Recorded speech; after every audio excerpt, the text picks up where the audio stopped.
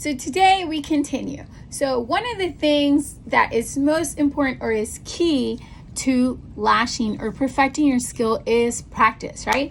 And the best model, of course, is always a live person, but I'm here to encourage you that if you don't always have a live person, it's okay. All right. So today I want to go over a few of the doll heads that are out on the market. Okay.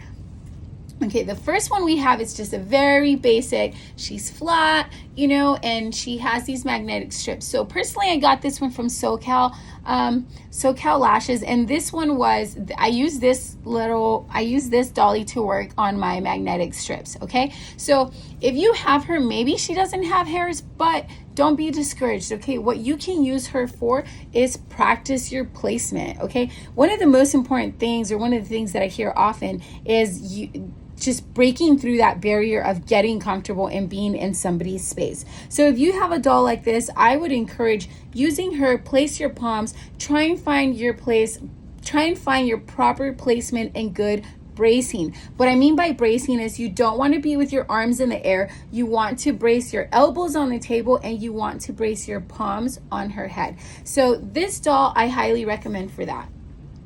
Next, we have our number 2 dolly. So she has these removable eyes. I don't want to freak you out, but okay. So she has these removable eyes, and then usually you can get replacement eyes, and it comes with new lashes. And all it is, honestly, is just a strip, a strip glued underneath to her lash. So you can go on Amazon and buy the practice strips and just glue them on there yourself. So what I like this doll for is for practicing your micro movements, okay? And if you don't know what micro movements are, please feel free to shoot me a DM. Okay, so a lot of times in lashing, yes, we use tape, but one of the things I like to encourage is try and use your fingers, okay? So when I start with a client, I usually say, you will feel my hands rest on your forehead. Every once in a while, you'll feel my fingers rest on your nose. Okay, another thing that I do is I lift the lid like so.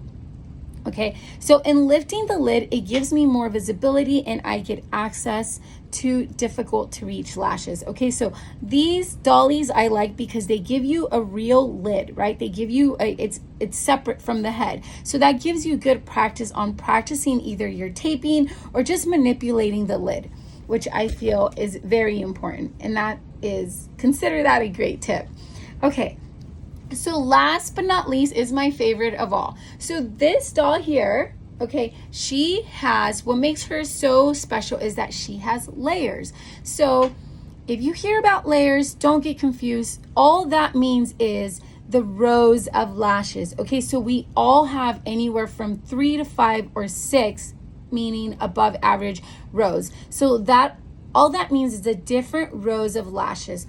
So your top layer of lashes would be closest to your eyebrow, and then the bottom layer would be closest to your cheek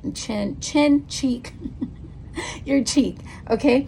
And so this dolly has 3 layers, okay? So that means she has 3 separate rows of lashes, okay? Now, because somebody has many rows of lashes, it doesn't mean that they are consistent. Okay, so somebody can have many rows of lashes, but it's been my experience, sometimes they're all bundled up in different areas, okay? And we will talk more about that. So again, I just wanted to share with you the 3 different types of dolls there are in the industry right now. Thank you for taking the time to watch this, and any questions, please feel free to note them, comment, or DM me.